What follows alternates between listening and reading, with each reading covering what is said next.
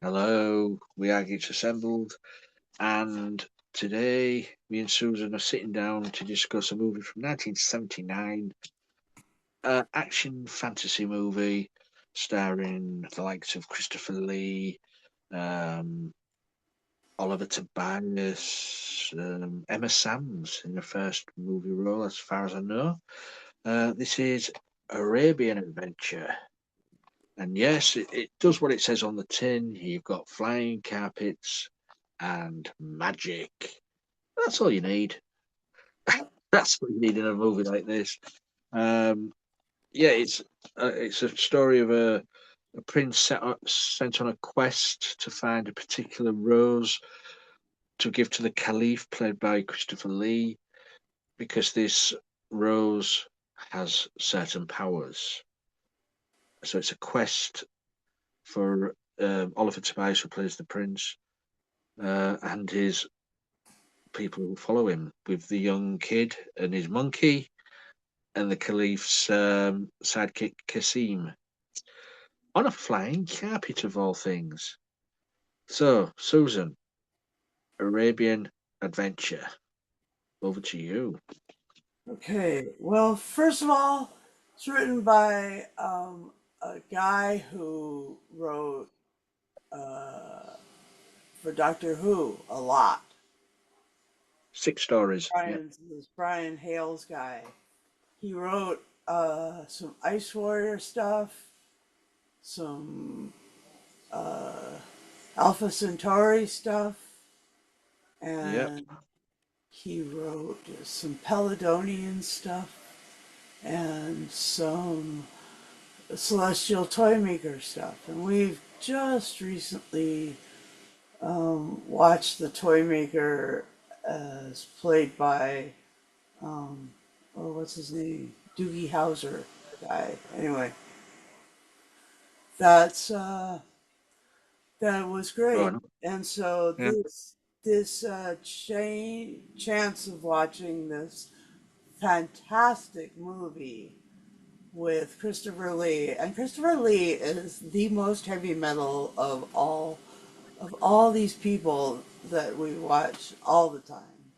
I mean, he himself was the most heavy metal of guys ever. I mean, he played Saruman, of course, but he also played Dracula, and he played Sherlock Holmes, and he played, this badass Alcazar, this sort of evil caliph, really. Is he a caliph or is he a sheikh? I don't The know. Caliph Alcazar. What is it? Is Caliph Alcazar. So he is a caliph. He's not a Yeah. sheikh. But yeah, he's super cool in this role. You get the feeling that he would be he'd be trying to take the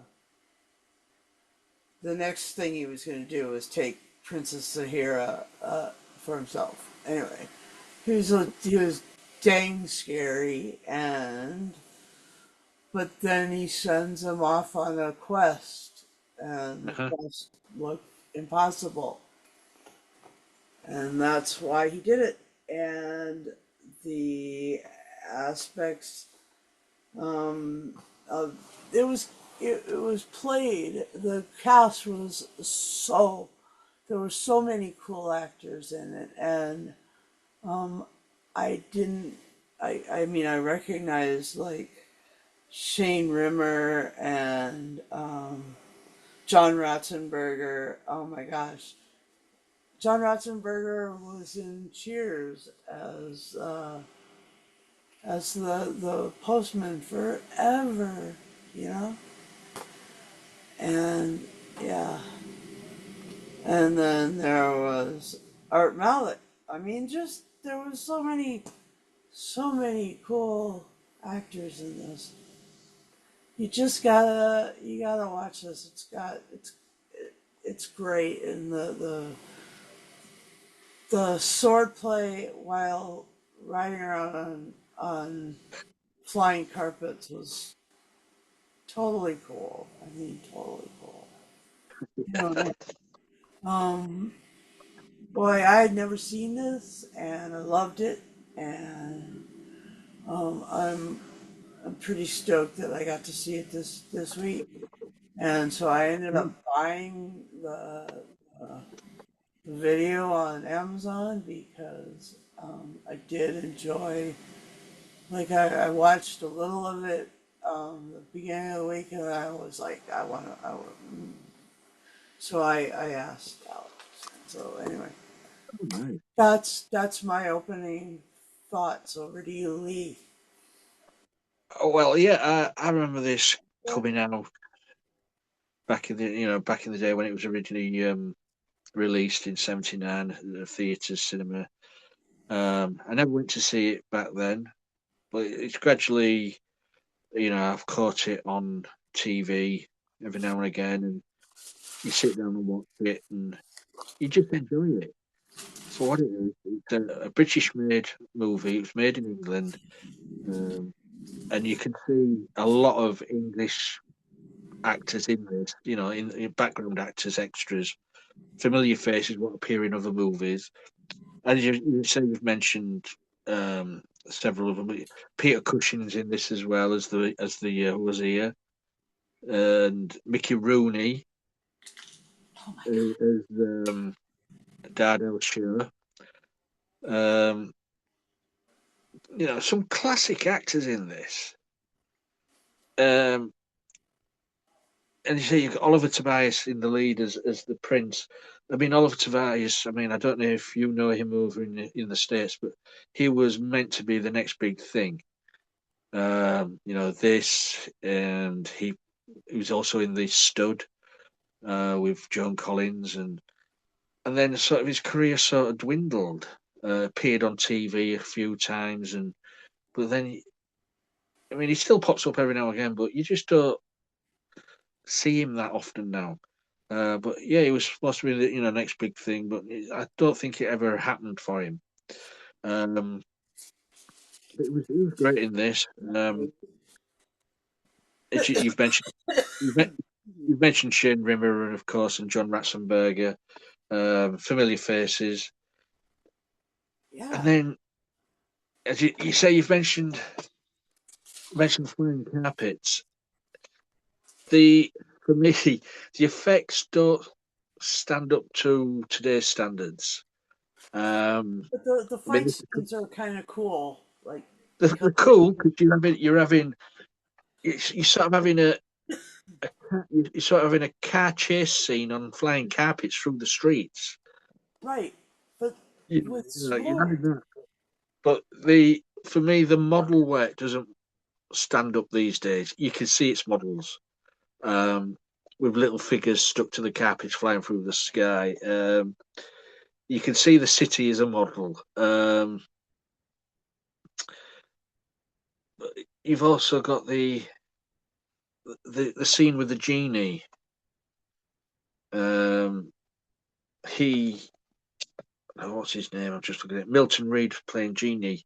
He appeared in several movies back in the day, most famously as one of the assassins in The Spy Who Loved Me.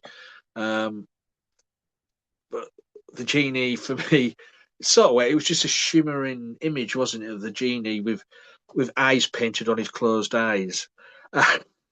you know? So yeah, now I think we've been spoilt with CGI these days. Go back now, you've got this. It is what it is. It's a fun movie. Um, you can't argue with it. As I say, you've got Christopher Lee chewing at the scenery every time he's on the screen. Um, Being the evil stepfather to the princess, but he wants that rose because he's got the power. It gives him power, and then you find out his soul is um, captured within that mirror. So is the goodness is in the mirror, so that's why he's bad, because his goodness is his soul is in that mirror, which is a good idea. Yeah. So so any moments for you, Susan? Yeah. Well, the mirror thing was really interesting because like some of the time it was showing his good stuff, and sometimes some of the time it was showing, you know, it was sort of like a spy camera, and Yeah. it was following the action around. So that was great. And then um, the other situation with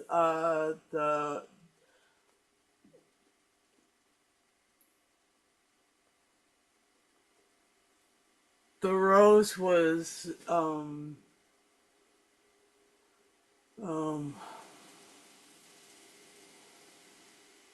you know, they had to go through a lot to get to the rose, and that was quite a cool quest. I mean, on both of these movies that we reviewed this week, there have been like uh, quests, excuse me, Quite. for roses, Mm. and yeah, the idea of the rose line in like the Prime Meridian in Paris, and then this one being a rose that would grant the person some power and uh, a lot of grace and a lot of goodness. Well, that's just spooky, that isn't it? No, I didn't realize until now you mentioned it, the Rose connection. excuse me, Lee. What we do on these podcasts is magic, okay? So, it's just about parsing out the magic. Yeah. We really are, and we are walking in a very sort of heightened reality, because as geeks we actually are able to see the finer perspective, the ley lines, the Mm. creative impetus of the universe as we go. And a lot of it has to do with fiction, and this fiction had a lot to do with the rose. And Christ is known as the Rose of Sharon, but this was also the Arabians. And in all humility, I'd say that you guys are doing the right thing by staying out of the conflict that we've created in Iran and in Arabia and in the Middle East again. You just don't follow the US in there, because it's not good. There is a rose that you guys have that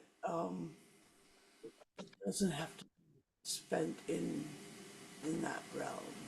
Okay, but as geeks assembled, we cross the Atlantic with wisdom and grace in geekiness. And so the Arabian adventure really was such a good adventure. I mean, Mm. they had, they had, uh, I mean, sword fights, it always has to do with who has the higher ground, who has the upper hand, who has the deeper bend in their sword. And these guys Yeah. were just, it was just crazy, because they were at the same level, and there was lots of battling back and forth. And, oh my gosh, you could see that the ones from the from Alcazar, his troops were always up on top. You Yeah. thought that they would win. I was just amazed. I was just amazed. That to me was the coolest thing. You know, I know that you've seen it probably a lot of times, but for me, this is my first time seeing this movie, and I blew my little ever loving mind. It was so cool. I was, yeah. Oh, that's great. I mean, And that's what I like to hear. come on, oh my gosh, When we pick these movies and you haven't seen them and you enjoy them, that's what we like doing. so But also, you've got to for the child actor in this. What's his name? Just looking down here, Puneet Sira as Majid. For him to carry this movie, because really he was the lead, wasn't he? yeah, With his little monkey. yeah, He did a good job. yeah. Um, I think this was one of his earlier roles. So for a young kid to be thrown in at the deep end for this sort of movie, acting alongside the likes of Christopher Lee and Peter Cushing and Mickey Rooney, yeah, what a dream come true. Oh, bless you. Yeah, so he was great, and then and yeah, so Brian, I just keep going back to the fact that this was written by that fantastic author Brian Hales. Yeah, he created the Ice Warriors. He wrote all the Ice Warriors stories. He wrote the Celestial Toymaker. He wrote the Peladon stories, and he also wrote the Smugglers. Um, Smugglers. Oh my gosh, you wrote them too? Oh my gosh. Oh, yeah, yeah, yeah. wow. Wow, wow, wow. But he also wrote some other movies what we know of, and we have. I'm sure he did the Warlords of Atlantis, which we reviewed a few years back. Yeah. Um, I think was it uh, the land that time forgot or the people that time forgot. I think he wrote one of those. At the Earth's core, I think he did that.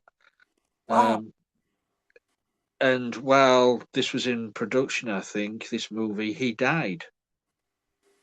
Oh And no. this was his last screenplay. Oh. Uh, but yeah, he's got a lot of a big legacy what he left behind with science fiction and fantasy. I mean, he did TV as well, or quite a lot of TV stuff.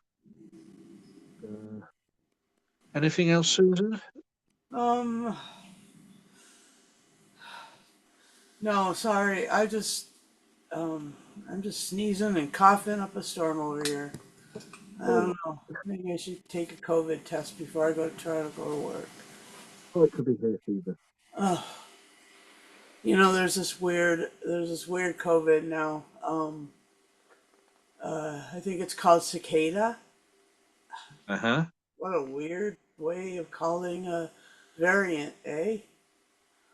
Anyway, yeah. So other than the timeliness of this being about Arabia and about some folks who really wanted something powerful out of there, um, and the fact of this being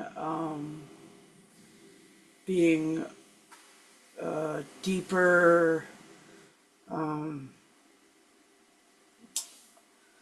just deeper adventure than the Disney version. I think this really Well, became. you could see where the characterization of Disney's Jafar in Aladdin sort of comes from. You just have to look at Christopher Lee's portrayal of Alcazar. Uh It's huh. Jafar, isn't it? It's Jafar. Yeah, I mean, the whole all of Aladdin is comes from this. Pretty amazing. Yeah. Uh, Final saying score, Susan? Sure. Fun movie. So cool. Mhm. Give this 10 flying carpets out of 10. Loved it. And it makes me think of that Guess Who song too. What's that? Oh, Uh, Magic Carpet Ride. Magic Carpet Ride. Yeah. Oh, right, yeah. Was a bit slow there. Uh, for me, it's an enjoyable movie. Um, yes, for I mean the effects. I mentioned the model work, didn't I? But also as well, you can see with the flying carpets where they're going out the buildings, going out the room, that the it's sort of projected onto a screen at the back of it. So you've got other actors on the screen at the back.